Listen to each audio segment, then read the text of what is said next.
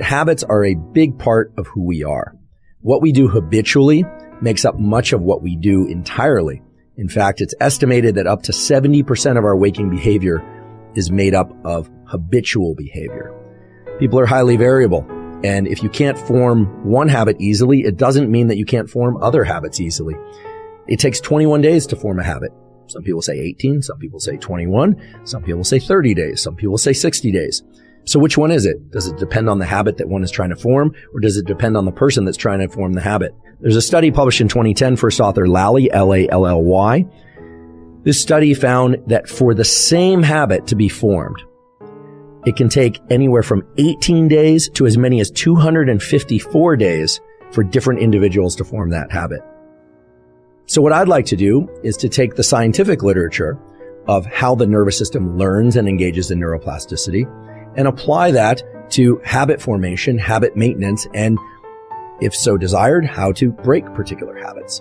I'd like to give you a particular tool that's gleaned from the research psychology literature. With each repetition of a habit, small changes occur in the cognitive and neural mechanisms associated with procedural memory. So I just want to talk for a second about what procedural memory is. In the neuroscience of memory, we distinguish between what's called episodic memory and procedural memory. Episodic memory is a recall of a particular set of events that happened, whereas procedural memory is holding in mind the specific sequence of things that need to happen in order for a particular outcome to occur. So think of it like a recipe or a protocol. Or if, for the sake of exercise, it's like sets and reps, or a particular course that you're going to run or cycle, or the number of laps you're going to swim and how you're going to perform it. It's very clear that for anyone trying to adopt new habits, getting into the mindset of procedural memory is very useful for overcoming that barrier that we call limbic friction. How do you do that? Well, a simple visualization exercise, or it doesn't even have to be done eyes closed. Oftentimes we hear visualization exercise. You think about sitting in the lotus position, eyes closed, and trying really hard to visualize something. It doesn't need to be anything like that. It can simply be, if you are deciding to adopt a new habit, to just think about the very specific sequence of steps that's required to execute that habit. And I'll use a trivial example, but this could be applied to anything. Let's say I want to get into the habit of making myself or someone else in my household a cup of espresso every morning. I would actually think through each of those steps, walk into the kitchen, turn on the espresso machine, draw the espresso, walking through each of those steps from start to finish.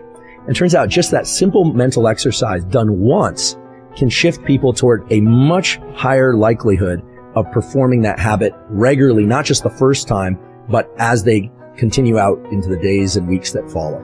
So that's remarkable to me, and the literature is really robust. So now I'd like to discuss a second and what I think is perhaps the most powerful tool for being able to acquire and stick to new habits. The tool that I'm referring to is something called task bracketing, and the neural circuits associated with task bracketing are basically the neural circuits that are going to allow you to learn any new type of habit or break any habit that you'd like to break. We have in our brain a set of neural circuits that fall under the umbrella term of the basal ganglia. The basal ganglia are involved in action execution, meaning doing certain things, and action suppression, not doing certain things.